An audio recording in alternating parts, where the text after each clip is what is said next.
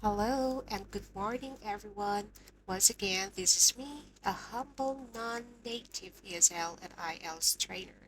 This is my new channel, which has barely started, so it would be greatly appreciated if you do hit the subscribe button.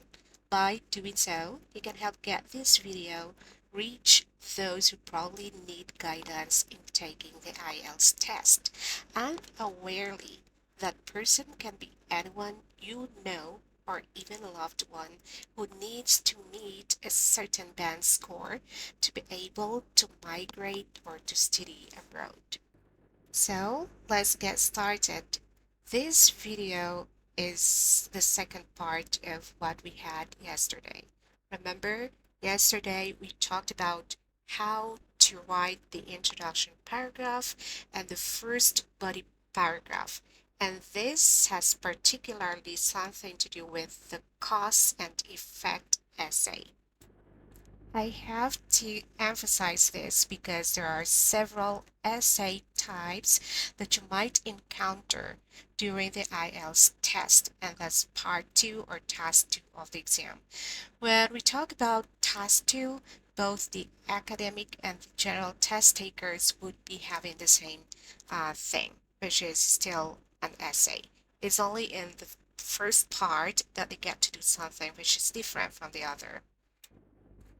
After writing the introduction and the first body paragraph, you're all set to do paragraph 3, which is the second body paragraph. Before doing so, you need to get back to the effects that you already introduced in your introduction paragraph. Stick to those effects, never try or attempt to change them, and expand them in the second body paragraph. So here is my sample second body paragraph. It says here, consequently, diseases attributed to eating foods that are high in sugar, salt, and saturated fat will become more prevalent among this group of the population. Diabetes, hypertension, and early markers of cardiovascular diseases, which ones were, this is supposed to be once ONCE.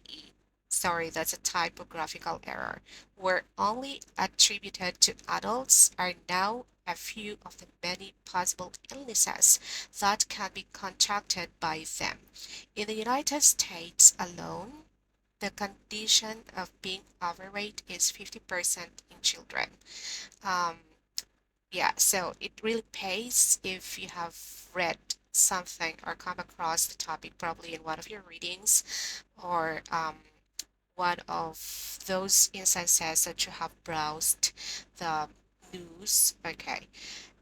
In addition, these young people, but before we go to the next slide, I just want to emphasize the word here, consequently.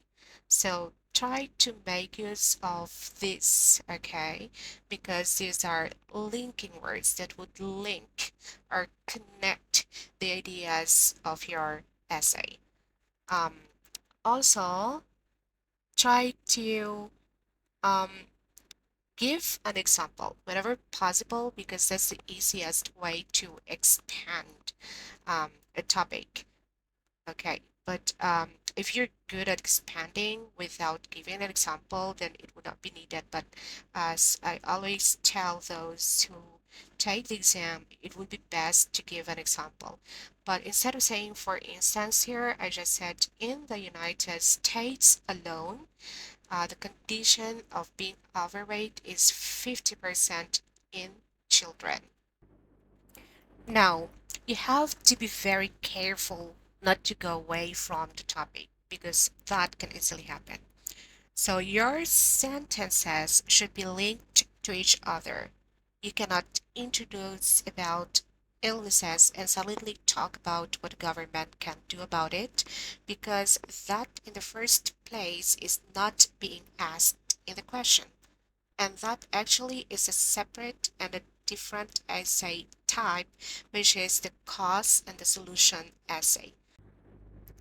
This is the continuation of what we had a while back. So this is still part of the second body paragraph, which is explaining about the second effect, which I mentioned.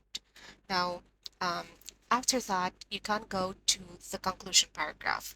You can say something like this. In conclusion, inadequate or total lack of physical movement coupled with the choice of food they make are the reasons behind the given problem. This has repercussions to their health and social dimension. Try not to be repetitive, but still, yeah, your conclusion is a repetition of the idea, not the words. Okay, when I say try not to be repetitive, it is, what I'm trying to say is try not to repeat the words, but um, you have to exactly repeat the idea which you have had in the entire essay, because the conclusion is a repetition of whatever you have talked about in your entire essay. So after that, proofread your work. That is very crucial.